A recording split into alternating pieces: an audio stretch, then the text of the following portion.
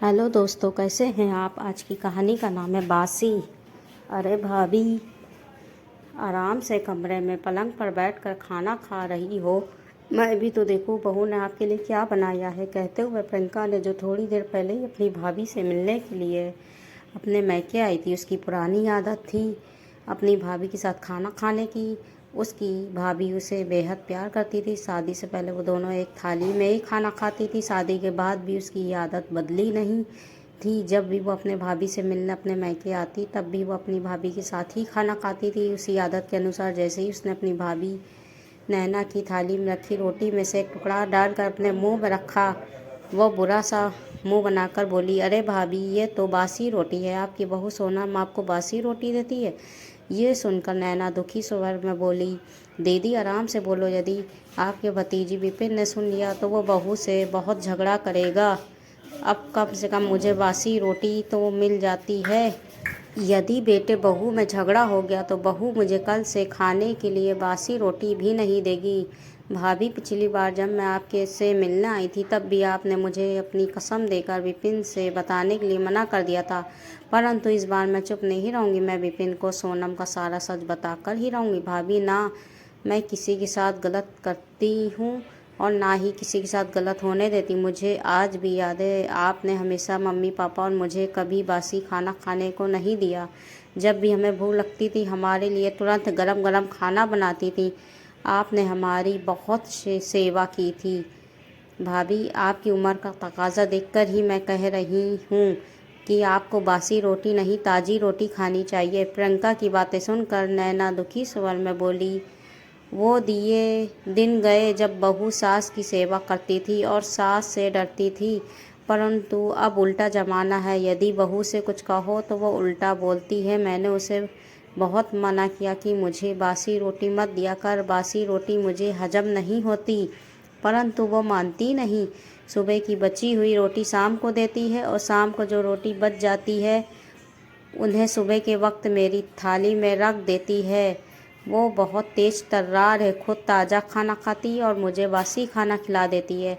मैं बेटे से इसलिए शिकायत नहीं करती, ये फिर मुझसे लड़ेगी कि मैंने उसकी शिकायत बेटे से क्यों की। मुझे डर लगता है कि कहीं मेरा ऐसा करने पर वो मुझे खाने को रोटी ही ना दे। नैना की बात सुनकर प्रियंका बोली, यदि बहू आपको रोटी देना बंद कर देगी तो मैं आपको अपनी ससुराल ले जाऊंगी, लेकिन मैं आपको बासी रोटी तो नहीं खाने दूंगी। यदि मैं आज चुप रह गई तो मैं अपने आप को कभी माफ़ नहीं कर पाऊंगी। प्रियंका की आवाज़ सुनकर विपिन भी वहीं पर आ गया था। जब प्रियंका ने उसे नैना को सोनम द्वारा बासी रोटी देने की बात बताई तो विपिन को बेहद दुख हुआ था। वो सोनम से बोला, जिस माँ ने पूरी ज़िंदगी मुझे बाबा दादी बुआ और पापा को ताज़ा ताज़ा खाना बना कर खिलाया, आज तुम उन्हीं को बासी खाना खिला रही हो। ऐसा करते तुम्हें शर्म नहीं आई? देखना, तुम्हें एक दिन अपने इस कर्म का फल ज़रूर भोगना पड़ेगा।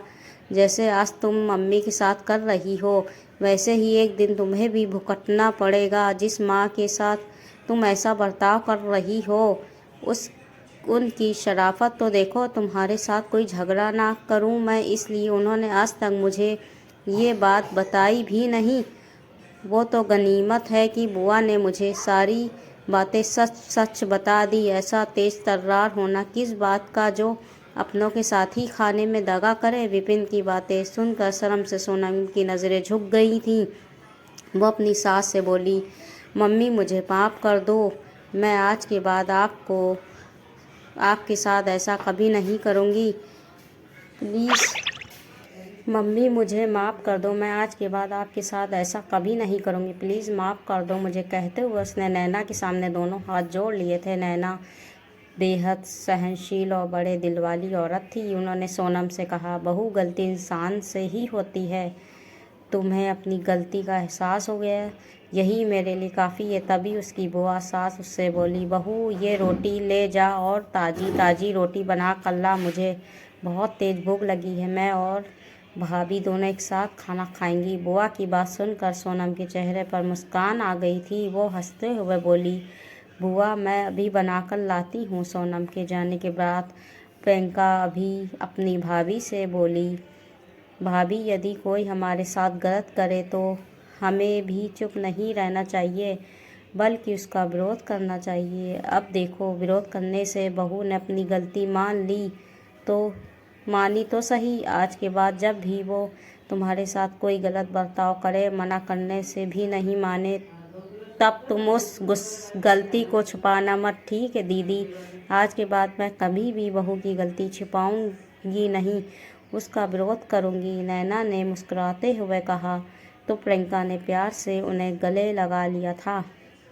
आपको ये कहानी कैसी लगी कमेंट करके ज़रूर बताइएगा। कहानी अच्छी लगी हो तो प्लीज़ वीडियो को लाइक, शेयर और सब्सक्राइब ज़रूर कर दीजिएगा। हम ऐसे ही आपके लिए मज़ेदार कहानी लाते रहेंगे। अब हमको इजाज़त दिए, कल फिर हाजिर होंगे नई हिंदी कहानियों के साथ। जब तक कि अपना ख्याल रखिए, दुआओं में याद रखिए। अल्लाह हाफिज़।